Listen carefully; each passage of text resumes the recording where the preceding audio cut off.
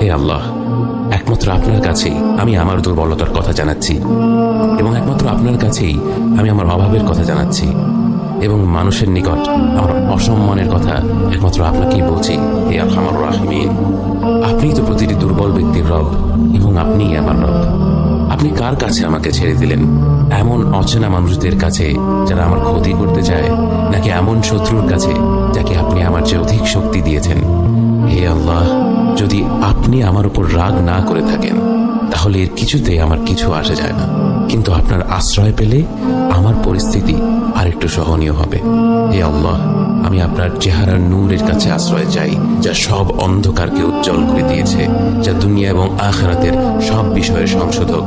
আল্লাহ, আপনার রাগ এবং অসন্তুষ্টি থেকে আমি রেহাই চাই। আল্লাহ, এই সব কাজই শুধু আপনাকে খুশি করার জন্য করা, এবং আপনি ছাড়া কোনো শক্তি নেই, কোনো ক্ষমতা